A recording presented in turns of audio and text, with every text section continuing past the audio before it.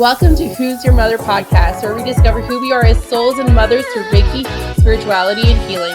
Hi, I'm Carolina, your host and Reiki master. I'm so very excited you're here today, and let's get started.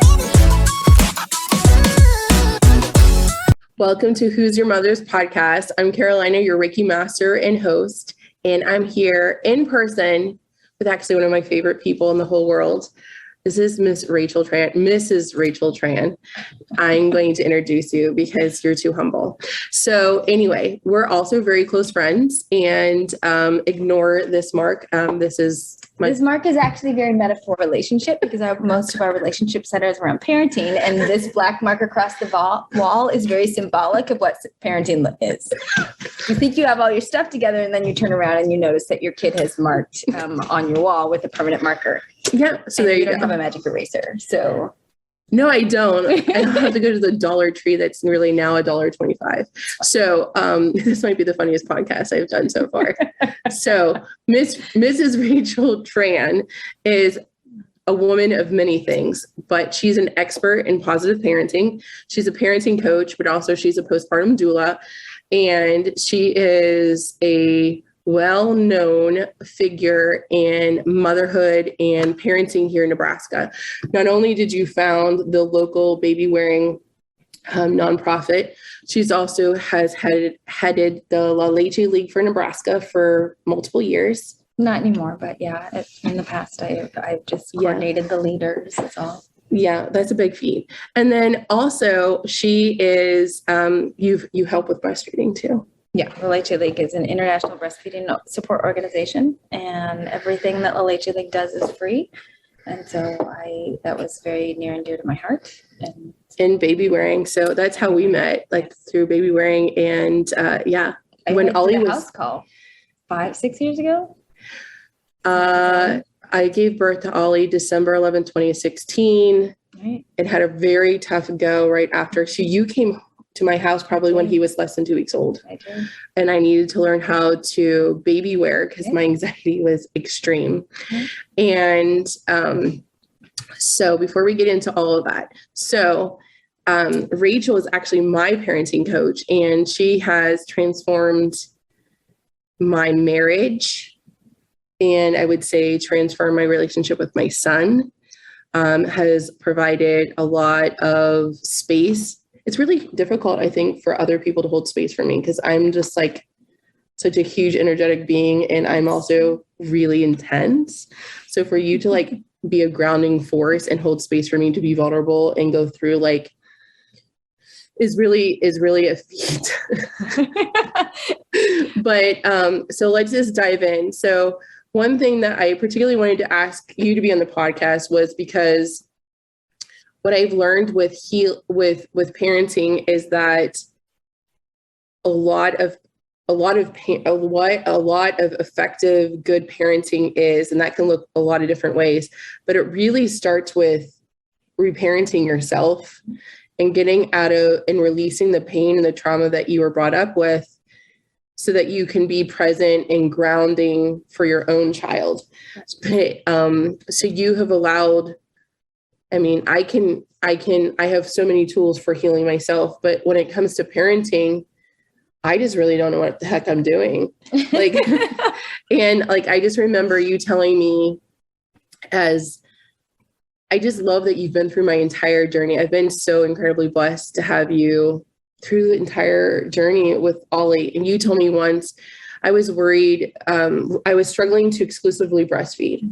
And it took me, until the very full 12 weeks to get exclusively breastfeed. And that was there's a local organization here called Milkworks, and they're in Lincoln and in Omaha. Correct. Yeah. And they have what's called International Board Certified Lactation Consultants, or short as IBCLCs. And they are extensively probably the most knowledgeable about breastfeeding any medical consultant provider you can have. Those people know the most, more than doctors, more than pediatricians. Correct. And we were going 4 times a week, and we were doing weighted feeds. I was doing triple feeding. I mean, I was doing it all. I rented the medical grade pump. I remember. I was pumping. I was not sleeping. I was a mess. But it was super important for me to breastfeed because my birth had gone so badly. It was the last thing that I could grasp onto that I wanted to make happen in my healing. So you had come to the house and then I started later. I was like, okay, now I need to learn how to breastfeed in public. And I would go to the baby wearing meetings because I knew that though it was a safe place for me to, I never made other mom friends there. I tried, but it didn't work out. I wasn't in the military. A lot of that time, a lot of the moms were in the military and I wasn't a military mom. I didn't live on base. So, but I could learn to breastfeed in public and take my time with it. You told me you cannot force the growth of hair and nails. I'm probably messing this up, but basically, nope, you were right. Yep. I was worried whether or not Ollie was doing well enough, if he was thriving, if he was growing the right way, and like they had to stop doing the weighted feeds. If it was still very stressful, like, is this enough? And being a mom that had never been around babies, you're like, you can't make nails and hair grow, but as long as those are growing, he's thriving. And a chiropractor at the time had told me, she goes, that he's extremely well loved because the back of his head had not had any hair come off. And I didn't really know what she meant by that. She goes, well, because you probably never let him down. Yeah. And I was like, accurate statement. Accurate statement. I never let that kid down. He was always on the boob, literally always on the boob. So, and I didn't know that, not that anyone putting your baby down is actually important. That's what I did. And was very postpartum. I had PPA and PPD and was very anxious if I was not holding him. So enter baby wearing. So that's what baby wearing into play and learning to be mobile again. Cause basically I sat on my couch. So, you being an influence on my life, just learning those things in parenthood and the phases of parenthood has been so amazing. But, so let's talk about a little bit about healing in parenting. Do you think it's necessary? Absolutely. And what does that look like? So I know my journey, but like as a positive parenting expert and coach, I know that you're like, whatever, the expert, don't tell me. I want to back up just a little bit because sometimes people will hear the word positive parenting and they will immediately put up that defensive wall because they think that the term positive parenting means that they always have to be happy. And that's my favorite. And you don't. No, positive parenting doesn't mean that you have to be happy all the time, and you're not going to be happy all the time. That's a very unrealistic expectation. One of the things that I talk with my clients about constantly is having realistic and age-appropriate expectations, not only for your kid, but as you know, I just told you, for yourself, right? So let's not treat your 5-year-old like an adult all the time. Don't do that. So I am actually strongly considering coming away from that word positive parenting and using intentional parenting. I like that. So people use conscious. Yes, conscious parenting, intentional parenting, which that's really a hard word. It is. Which really just means that you are making a choice. You're not just going with what comes just from the way back of your brain, the way that you were parented, so that anytime you're triggered, anytime you're in a place of not being healed, you just go with that. So a lot of times that is screaming and hitting, hopefully not throwing things, but really just things that are not most conducive to a peaceful environment, to a healed environment, to a happy environment. Even though I just said, don't be happy all the time. But I didn't make the association of 100% the way I grew up was definitely chaotic, was abusive in a lot of ways. But I didn't associate until you and I had this conversation that okay, I think there's always things to heal. Of course, you're never done healing, but I am not prepared for all the things that Ollie's going through right now. So that's why I have help and a coach. I always think you need a coach, but like, I didn't know that like my disorganization could actually affect his behavior, or I don't know why I didn't make that connection, but like, that's not it. Like, organization is not like a natural inclination for me electronically, and like Dropbox and like Google Drive. Yeah. Like, I'm very technically inclined, but like having a spot for every spoon. We have buckets. Like, I have buckets for like his toys. Yeah. We have like pictures for the decorative ones that are pretty, but like, I'm not a naturally organized person. So like, I was glad that you were breaking that. You and I had a conversation earlier, was about like, you said about healing. It's you can heal in chaos, but it's a lot harder, but the environment can you talk more about that, how it makes it easier? Yeah. So I don't want people to think that, like, and I was just telling you, I don't want people to think that they have to have a perfectly Pinteresty organized house. This is not it, obviously. You have less the black mark. You don't have to have a totally organized house, but there are things that you can do to promote a peaceful environment, so that even if you do have chaos all around you, you can still have that feeling of peace. Therefore, you can be coming from a place of healing and continue in your healing when you're parenting. Little things like having quiet music on in the background all the time, or like music with nature sounds. There's lots of studies out there right now about the effects of nature on the human psyche. You know that. I watched a TikTok. I'm not on TikTok. It moves too fast for me. We were just talking about boomers. That's what makes me feel like a boomer. Those videos go too fast for me. A lady had said that when you hear bird sounds, that tells your body like to relax. When the birds are silent, that's a sign of danger. Yeah. So I never like that correlation. So I was like, oh, so now I'm very like, once I heard that, it was like, oh, wow.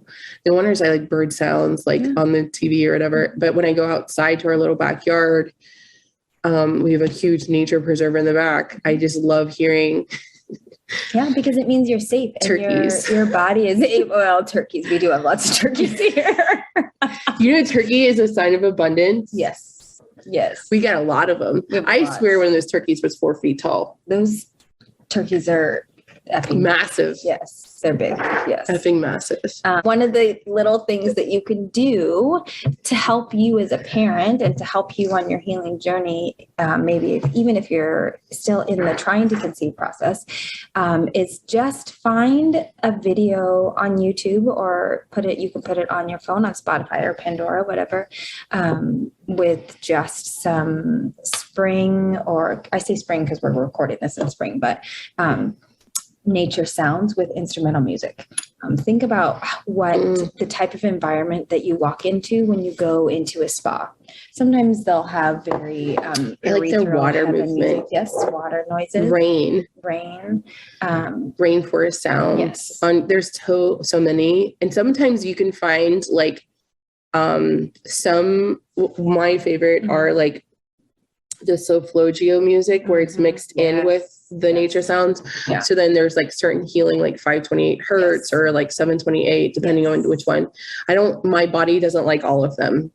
Well, and because everybody needs a different frequency. 100%. We're going to have to do a whole nother podcast on healing frequencies and music healing, because there's season 2, take 2. Cool. A lot of things about that. Like in our house, I will tell you that I have music on all the time, and I use music as a way to facilitate the energy in the house, facilitate what I want to happen during the day. I love that so much. So when I wake up in the morning, I turn off my night music, which is delta waves, because delta waves help you go into that deep sleep and help your body really relax and release all that cortisol from the day. And then I turn that off and I turn on my relaxing spring morning nature music. And you can barely hear it, but it's just enough there to kind of set that tone in the environment. And I leave that on for probably until about 10 o'clock. And then once 10 o'clock hits, then I put on some classical music or whatever feeling I Which is your jam. My jam is classical music. I know that not everybody likes classical music. On the weekends, I'll do some My husband loves music. classical music. When Ryan puts it on the car, all he goes, "What are you doing with putting the boring music on? Put some rock and roll." Yeah, you guys like rock and roll. You're like my husband. My husband loves rock and roll music. Oh, I love house music. And yeah, I like electronic music. very fun. Yeah, we love Elvis too. We like a little Sire Cruz. We like Garth Brooks. Yeah, I love the 80s country. that's fun. I love some Patsy Cline. There you go. Grew up on that stuff. Anyway, so we're going back to parenting. So back to parenting. So use, and you were talking about coming from a place of healing. Music and music sound frequencies can help that healing process. And you can't parent effectively, be it positively, intentionally, respectfully, non-abusively, unless you are coming from a place of healing. Like you said before, you're most likely never going to be completely healed. Never. As humans, we are constantly evolving and constantly trying to figure out who we are, what is our center, I've been healing my parental relationships consistently. I'm not kidding you, since I was 18 years old. Yeah. And I'm 38. Yeah. I'll about turn 39 in a couple of weeks. Yeah. Almost 40. 40's never looked better, baby. Well, and like we as humans, we are carrying generations of trauma, right? Oh, so Lord, that's a whole thing. I know. Like things that happened to our parents are in our DNA, in our cellular. Gosh, that's so heavy. 100%. Like when I'm in a Reiki session, I'll ask like certain open-ended questions to try to see if there's any patterns. Mm-hmm. And we go deep dive into like the parental relationships. And then I'll even ask about grandmas. It's very important for women to heal their relationships with their mom, because when you were in your mother's womb, you were carrying Ollie also. So all of that trauma, that's how you're carrying those things on. So if you don't have a positive relationship with your mom, make sure that you are seeking some healing with that, which I know you're working on. So we have a positive relationship. My mom and I didn't always, I'm very, very open. I don't know if my mom is, but it's my story too. So my mom and I didn't talk actually for a lot of my 20s. My latter 20s, I grew up a lot, and I reached out at a very humbling phase in my life after conflict with my dad. And I knew what to say and knew how to proceed. Like, I'm sorry, I apologized, and I just leveled the playing field. I'm sorry for what happened. I want to be very intentional with moving forward. I don't know what that looks like, but I would be committed to figuring that out with you. I don't want to argue. I don't want to control you. I don't want anything from you. I just want to know who you are as a person now. And I got tired of hurting and being at a loss and feeling abandoned. I'm victimized. I just basically was ready just to embrace who she was as a person at that age, at that time, and where she was at, and release the expectation of this vision of a mom that she was never going to be, and really just got grounded in who she was as a person. And it turns out she also had changed quite a bit. And she was loving and committed and extremely dedicated to me, and has called me almost every day, multiple times a day. We talk a lot. Yeah. We talk yesterday we probably talked like 7 times. That's awesome. Yeah. So we set boundaries and topics in it. It's good. To what we're comfortable with talking about. And I'm respectful of the people in her life that are not a part of my life, because I've chosen those people are not appropriate for my family, but she still has a relationship with those, but that's none of my business. Yeah. Mother's Day is coming up. You should do a podcast with her. She's actually coming to visit May 18th. That would be really good. I wonder if she would do a podcast with me. I bet she would.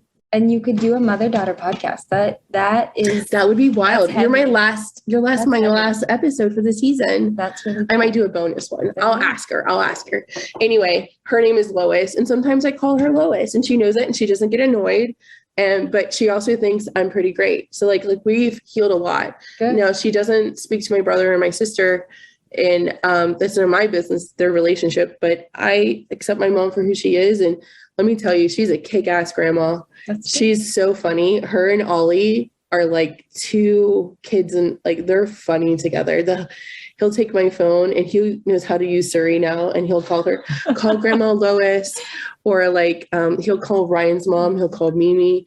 I think it's important to, you're not the first person to tell me that. I actually had a boss, her name was Rosa, and she's actually Ollie's godmother. I was blessed to have her as a human being. Everyone should have a Rosa in their life. And she said, gosh, this is way before I even met Ryan. This is probably back in 2009, 2010, when I lived in Miami. And she said, you'll never be, well, it was pretty strong. And I don't necessarily know if I agreed with it, but it was very impactful on me at the time. She says, you'll never be a good mother if you don't resolve things with your parents. Yeah. At that point, I wasn't talking to my dad. I wasn't talking to my mom. And I wasn't talking to anybody, actually. And I lived independently. Nobody, like, I could have been dead and they wouldn't have known. And so I was estranged from everybody. And I only had a boyfriend who was really not a great person at the time, but I was really into it. It was bad choices all around. And I sat with that for a long time. And I was like, well, you don't know what I've been through. But like, on some level, that was correct. Yeah. On some level, that was 100% correct. But like, I think a lot of people can be good mothers without resolving. Is it better and clear up a lot of like chest and heart chakra space to love better and deeper with? Yeah. But at bare minimum, you need to at least acknowledge that past trauma, even if you're not in a place of repairing that relationship, because you really need to have that boundary. Bare minimum, you have to at least acknowledge it so that you don't repeat those patterns with your kid. I think so. I think what I always strive for, like when I'm helping a client heal a parental relationship, is what can we do? What issue specifically are we healing? What trauma event or thing? And what is the trigger of that? And then how can we mitigate that? And then give you a tool. So when that does come up, you have a plan. And then like, what can we do to like de-trigger that completely, or as much as possible? And so that you can transition from triggered to a peaceful place about it. Like, I may not want to reconcile, and that's okay. I have peace with this. And it's not even about forgiveness. It's about moving and transitioning into that place of peace. And that looks so different for everyone. And I think that's important to know. Yeah. Yeah. Agreed. So we have a lot of listeners that are trying to conceive and who've had multiple losses. Yeah. And they will become parents one day. And I always say that, whether your baby's earth side or heaven side, you're still a mom. Yeah. As they have endured fertility trauma, and then they move through and they go and they conceive their baby, they usually, what I see commonly, I'm generalizing here, don't come for me, is that there is a tendency that if they've had recurrent miscarriages or losses, then there is a tendency to have a spike in postpartum depression and anxiety, because they made it through the pregnancy, which is nerve-wracking because of course, nobody wants to lose their baby. Right. But then now the baby's here and they're very petrified that something else is going to happen. Yeah. How can new moms move through that? That's a heavy question. I know, but it's a lot, but I would be very curious. You're a postpartum doula and you work with postpartum moms, and you have such a not humbling, that's the wrong word. Your presence in someone's home is life-changing. Your voice is calming. You're a grounding, calming force. You make mothers feel safe when they're in their most vulnerable state. That's just you showing up to their house without even like really doing much. But like, you make people feel safe, especially women. I know that's what you did for me, and I have recommended you to so many of my friends, and they have said the same, because it's facts. But so working with so many moms that you have, what advice can you give moms that are either expecting to have moved through like Clomid, IVF, IUI, and those kind of things to help them maybe prepare for that season, or even, I don't know, just any advice about that? Okay. One of the first things I would say would be to look around in your area and see if there are postpartum doulas. A postpartum doula is your dedicated professional, as you know, for that postpartum period of time in your life. And like you mentioned before, that's one of the most vulnerable time spaces of your parenting journey. Right. And postpartum isn't just those first few weeks after birth. Even the World Health Organization acknowledges now that the postpartum period for birthing individuals is the first 2 years. Yep, I was birth. 0 to 2 years. 0 to 2. And infancy is actually considered 0 to 3. Because nobody told me that. I know. Why didn't you tell me that? 3 was hard. 3's hard. 2 was easy. It's a transition year, right? Because of what we know now about neurodevelopment. So if you can look around in your area and first find out if there's any postpartum doulas, interview them to make sure that interview more than 2. Yes. To make sure that you are in full alignment with them, and make sure that you really jive. If you're in this space right now, if you're in Carolina's, membership program, you know that energy is a big thing, right? Right. So you have to connection is important, and you'll know, especially if you are an intuitive person, you'll know whether or not you're going to want that human in your home. Right after you've given birth, you'll want this human to handle your baby, and everything to do with your touch your things, do laundry, cook your meals, be around your spouse or partner. So that's what a postpartum doula does. They come in, they hold space for you, to help you kind of debrief after your birth. They help with breastfeeding, they help with baby wearing, they help with age appropriate sleep expectations. They do light cleaning, they do meal prep, basically everything that in the past, in centuries past, that the other women in your village would have done. I want to move to a village. So do I. But we don't have that anymore. And if you are an American, a lot of times we are not okay with being that vulnerable. We are taught subconsciously that we're supposed to be independent, right? We're supposed to know what we're doing. We're supposed to be able to do this on your own. And if you can't, then you are not only less than woman, you are less than human almost, because why can't you do this? That's heavy, right? Right. So deep breaths, Carol, deep breaths. Your postpartum doula should come into your space, and you, if everything is going the way that it should, you should be able to just literally take a deep breath and relax, so that all that cortisol, the stress hormone that's in your brain and in your body and you're so tense, just releases. That means you may cry, you may scream, you might just sleep. But that if you have a postpartum doula, they're there to be that safe space that you could do that, right? So you asked what are the things that you could do to come from a place of healing. First and foremost, find a postpartum doula. They work daytime and nighttime shifts. So I had a postpartum doula here locally, and I lived in an apartment at the time, and she came, oh my gosh, I bought a certain number of hours. I bought like a package, and we kept increasing. And she stayed with me for 4 months and through that time period, because I didn't return to work until Ollie was 4 months old. And she came both night and day, but never we scattered it out.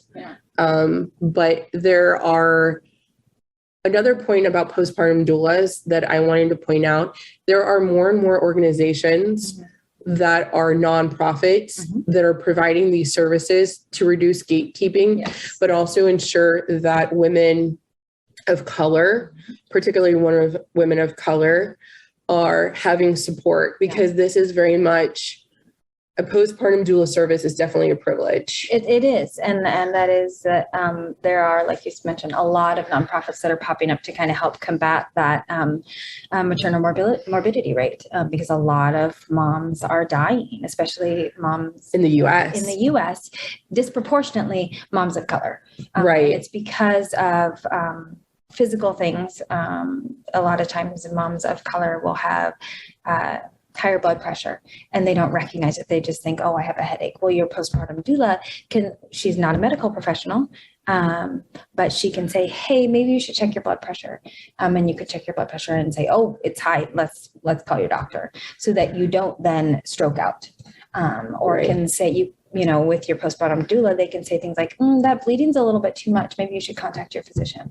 They're just aware, like our postpartum doula knew, like on day 2, 3, 4, 5, Yep. she was able to coach my husband, Ryan, on what to anticipate Yeah. and what was normal and what was not. And she was extraordinary. She even, I had to get Ollie baptized at 2 months. That was a decision I made. And she took me, I was scared. I had irrational postpartum fears, which is very common. That, of course, I binge watched Twilight so during my postpartum, and I would have these nightmares that, like, and what part of the movies, God, I don't even remember his name, Robert Pattinson, he was slammed against the marble. And I would think that my baby would happen to your baby. Yeah. Yeah. Because there was marble all over through the cathedral, because we're Episcopalian. She actually took me and like even called my priest, and our priest, she was so wonderful at the time. They have women priests at the cathedral, and they met me and she drove me and sat with me, and we breastfed in a pew and asked the priest, like, how will this go? And I realized the area that we would be sitting had carpet. It was just so wonderful to have this person that was for me and for my baby and all about me and not anything else, but just full service for me to help me be successful in that. And I just remember one of those moments of like, this was like, I will never forget that. And I was just like, but anyway, back to the gatekeeping and the non-gatekeeping. It is really important that you check in your local area, that there are more and more chapters. There's not like an organization I'm familiar with. And then there's one over here in Omaha called Better Birth Project. And they're doing that. And there's also the Malone Maternal Wellness. I'm not familiar with them. They're out of Lincoln. Perfect. But can I do a plug? Yes, please do a plug. Let's do this for it. It will also be in the show notes. Village Life Parenting is a educational family support organization, nonprofit, that one of our biggest missions is to make sure that postpartum doula services remain attainable. Right. So definitely look for local nonprofits if you are interested in hiring a postpartum doula. Another way is that I recommend new pregnant moms is that they put it on their registry. They interview a postpartum, and what they can do is, instead of you getting an $800 stroller or if you want an $800 stroller, go do it. But like, instead of like, a lot of moms are becoming more minimalist. So that's like more mainstream trend now. So they'll have people buy hours as part of their registry. And that way they can have some postpartum support. And I think that that's really, like, a lot of people don't know that they can do that, but you can. And a lot of postpartum agencies or doula agencies will have that program or gift certificates that you can purchase for hours. Absolutely. I think that's super important. And I don't think that was a thing when Ollie was born. Yeah, no, that's kind of a new concept, but it's definitely an amazing one, because sometimes finance is a barrier, and it shouldn't be. Women birthing people should be able to have all of the support that they need so that they can start their parenting journey from a place of being healed and from a place of healing, like you said. One of our fellow interviewers here on the podcast, she's from Omaha, Leanna. She gave birth. She had a big Reiki baby, and she gave birth to the baby in Germany. Nice. And they have a totally different postpartum care, like midwives come to your home, you can birth at home, and like that you get so much more like in-home support from like it's just so different. But anyway, so let's get off the postpartum bucket. Yeah. Let's kick that one off for a while. So let's talk about like parenting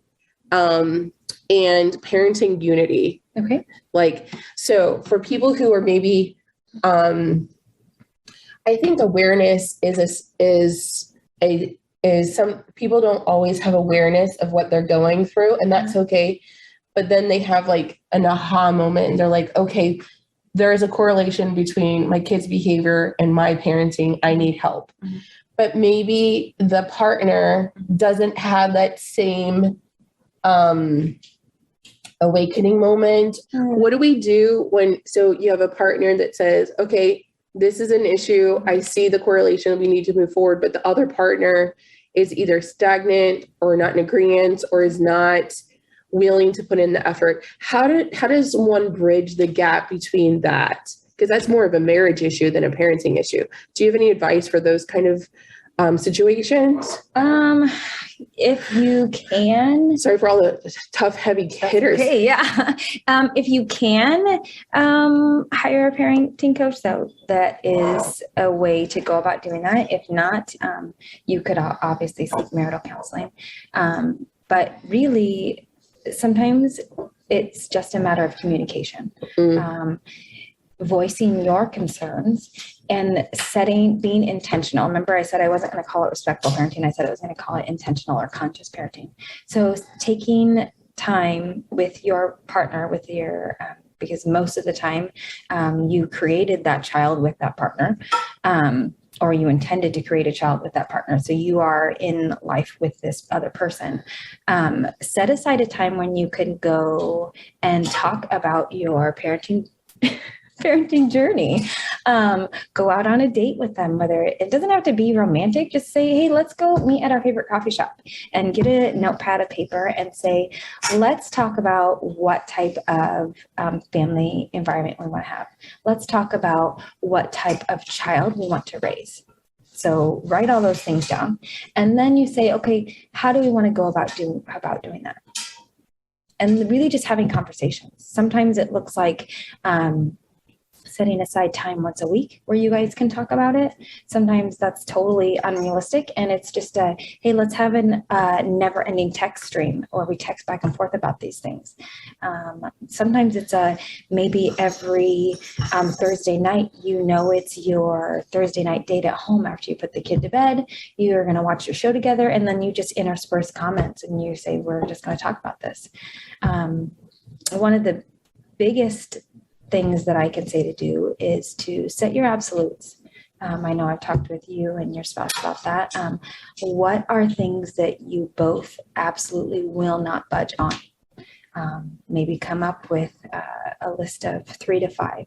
If you're absolute, and a lot of times those need to be centered around safety. So if your absolute is, we will not use physical punishment at all, that's an absolute. And then you figure out from there, okay, then what else are we going to do? And then maybe another absolute is, we will always make sure our kid feels safe. That's an absolute. So then you tease out other little things. Okay, what does that look like? What does safety look like? But always having those absolutes, because if you can be on the same page as those absolutes, how you and your partner handle those things may look different, and that's okay, because you're 2 different humans and you both have 2 different upbringings, 2 different sets of your own trauma and things that you're trying to heal, 2 different methods and 2 different personalities. But as long as you both know you're on the same page with those absolutes, you know that you have decided to raise this child together, and you know that you're both coming from a place of love, and you know that you're both on the same page as those absolutes. Everything else is negotiable, because it's going to look different. And that's what makes family life so difficult and complicated, is that really you are meshing multiple humans and trying to get everybody in alignment all at the same time. you know, and it's so wild. all lots of just communication and learning how to live in harmony together.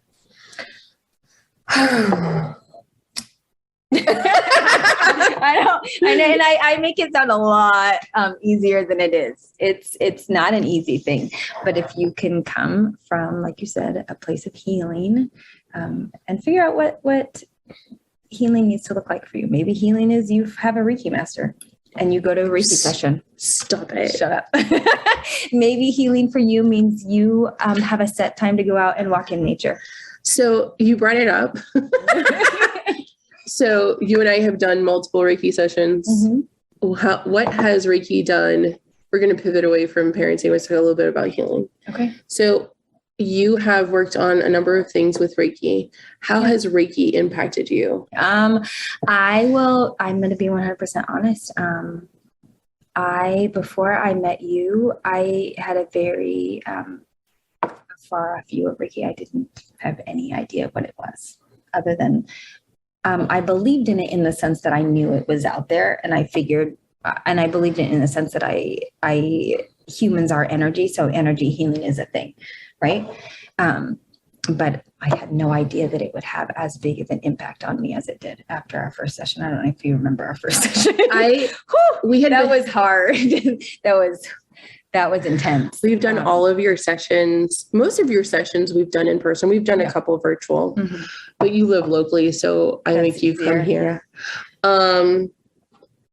One thing that this is not anything to do with the topic, but I knew the day that you walked into my apartment and you were handling Ollie, there was just something magical, mystical, cosmic about you that I was just like, I thought you were an angel.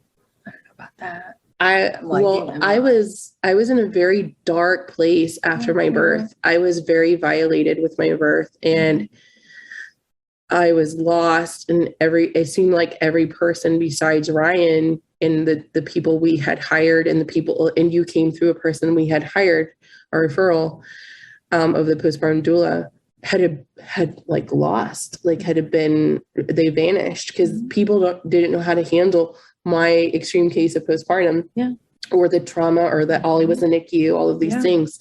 So I just knew, and I also like yearned and had hoped, like I was like, there's something different about this woman. And at that point, I had just dabbled in spirituality. I had gotten Reiki sessions. I was not certified, had not taken any classes yet. It wasn't until Ollie was 6 months old until I got certified. And then I sat with that until 2018. Yeah. So you are a magical and very, very important soul to me. I don't know, just having you, it's feeling all of the emotions at this very moment, just like reminiscing. I haven't thought about some of these things. Like I remember you walking straight into my apartment. I even think I had the door unlocked. Yeah, you did.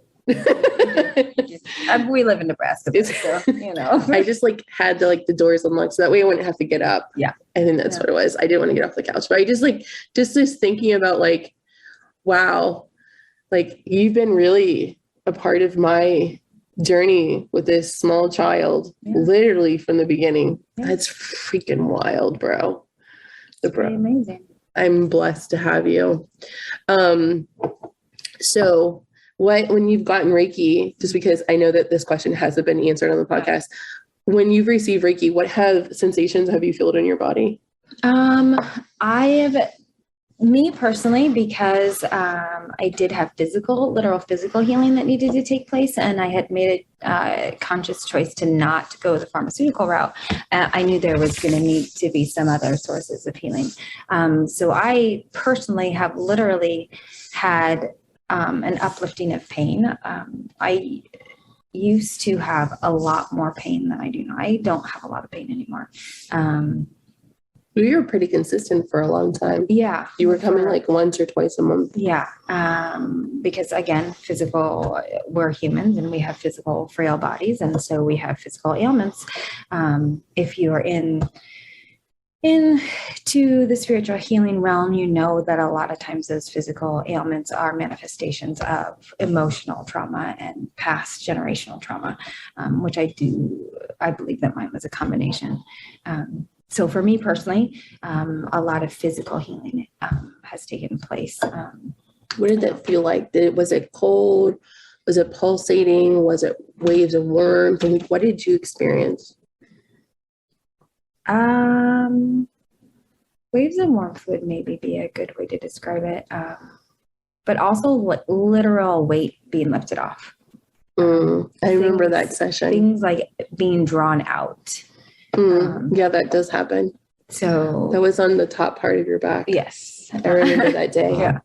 And just a lot of mental clarity. That's what I do love about Reiki. When I do my own like Reiki, it brings like, okay, what do I need to do next? And like, but with very defined certainty and peace with it. I'm addicted to having peace. Yeah. Peace is important. I realize that peace is actually when I coach people and they're like, I want this, this, and this, but I'm like, okay. So I was like, so what underneath is really what you're wanting is peace. And they're like, well, if you put it in that way, yeah. Yeah.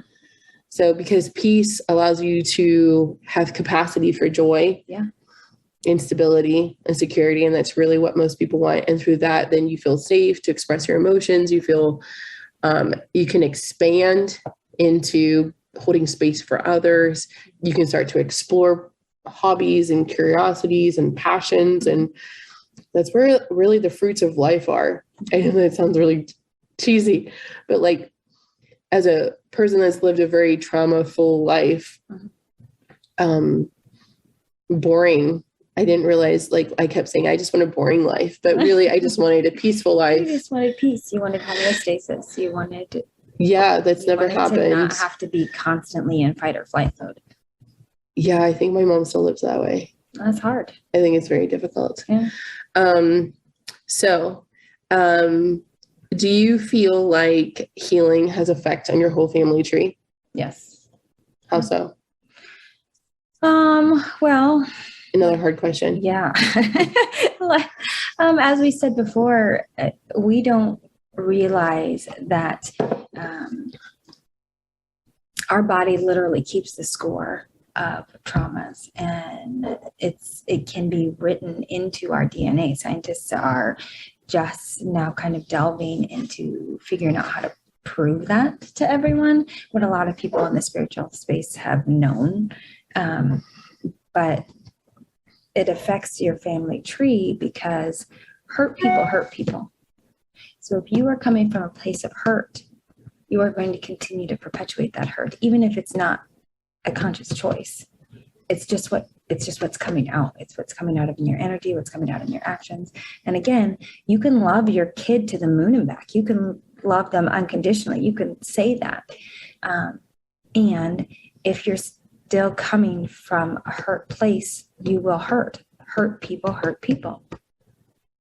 So that's how it will continually affect your family tree. It's going to continue to affect just your family that's in your house. Isn't that the truth? I found that the more I heal, especially, what year was that? It was like 2019. I spent the majority of that year working with several different modality professionals, shamans, hypnosis, all kinds of stuff. Reiki. I have a Reiki master that I see. Getting different certifications. And when you do a certification, you also have to experience that method or technique. So then it's like also a super intense like healing. And usually those are done over a course of a week or a weekend. So as I got in certifications in 2019, which I had gotten, I think 3 that year specifically just for Reiki. I was releasing a lot of ancestral trauma that was, very, very intense. And also the trauma that I had experienced, but I had not spoken about. When I talked to my mom, she confirmed, and she goes, oh, that's happened to everyone in our side of the family. And when I started to do that work, it really did transform our relationship even deeper. Like it allowed her to feel like she could share her experiences and her traumas. And it's my cat's eating now. It allowed our connection to deepen. So even though I was doing the healing work, it did have a positive effect in Ray because of our energetic cord and our connection. It lightened it enough for her to fully express her experiences and me to hold space for her, which she had never shared before. Then it also like decreased my fears of that happening to Ollie, just because I knew what to look for and became more educated instead of just being paralyzed with fear that this experience would happen to him. So like actively having that has changed our dynamic as a mother-daughter, and then like my connection with Ollie, but also then allowed me to share my story more openly. So I think when you have that drastic of a vibrational change, let's be a little spiritual here. It's like, so when you heal, your vibration raises, but what physically happens is what was in your cellular memory, in your tissues, that cortisol, that stress from that memory is released. And then there's now this new energy, and it's free for you to fill with positive, loving experience. So that's what a lot happens with Reiki, especially with the Karuna Reiki. So a lot of women that I talk to, they have spent so much time, energy, money, physical exhaustion on these journeys to conceive their babies. There's a lot of like effort just to conceive. Then when I introduced the idea of like, okay, so what kind of style of parenting are you going to do? Or what's your postpartum plan? What do you recommend? And that seems to be a new concept for some women, is like, what? Like, so do something else after I make the baby. It's longer than that.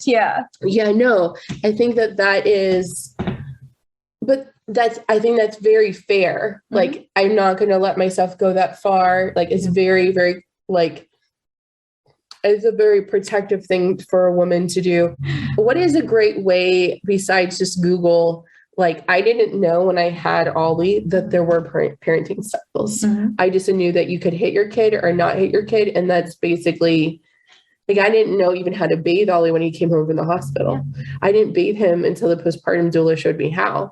It's because I was afraid I was going to break him. So, and then the IBCLC told me, oh, do you know what you're doing? I was like, most days I don't. I stopped opening the mail. And she goes, you're doing what's called attachment parenting. And I was like, what?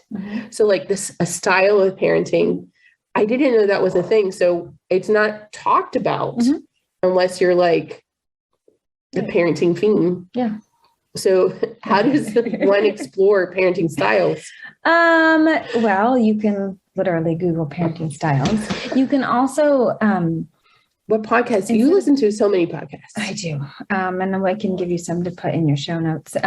But what it comes down to also is knowing who you are as a person. Ooh, that's gold. Yeah. Cause you have to, That's why we have this podcast, is for you to get to know yourself, healing and helping you discover who you are as a soul. Whether it's your Enneagram, human design, personality type. Ooh, I love that you said human design. Whatever it is you want to figure out, how you want to figure out who you are and what is your center, what is your identity, and then go from there.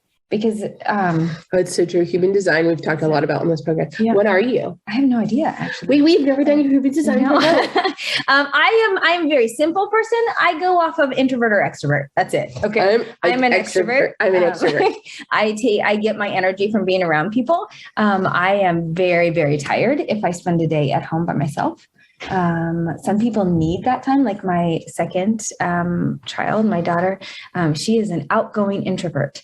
So Kate, you've had her here before. She's a lovely gal. She loves to come and she loves being with kids. She loves teaching and she loves being with people. But it's I love draining that for her. she's also very sure of what she does and does not like. You've done such, she told me what she did not want for lunch. I said, okay, I can work with this. Yeah.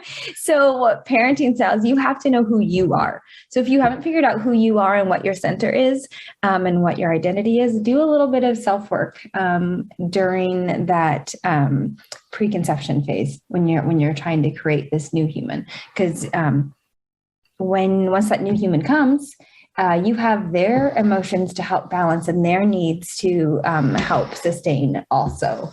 And that's a lot. So yeah, figure out who you are first. And remember that humans, we are fluid and we are energetic. We cannot be put in a box. We are not static. We are continuing to change, evolve over time. So yes, take these ideas. We as humans, we come up with these labels for things, just to help us understand things. But don't put yourself in a box. So like, just because someone says, oh, you are an attached parent. Oh, you're doing this style of parenting. Oh, you're doing this style of parenting. Okay, yeah, whatever. But it doesn't mean that you can't do other things. That goes back to, remember when I said, figure out what your absolutes are. So your absolutes are, I want my child always to feel safe. I want my child to feel loved unconditional. I will never use physical punishment.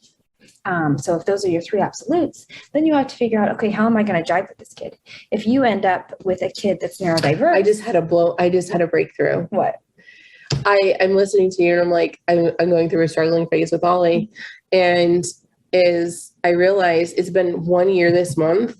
I didn't count how many hours or exact day. I just know it was April that we quit breastfeeding a year ago. I breastfed for 4 years and then some.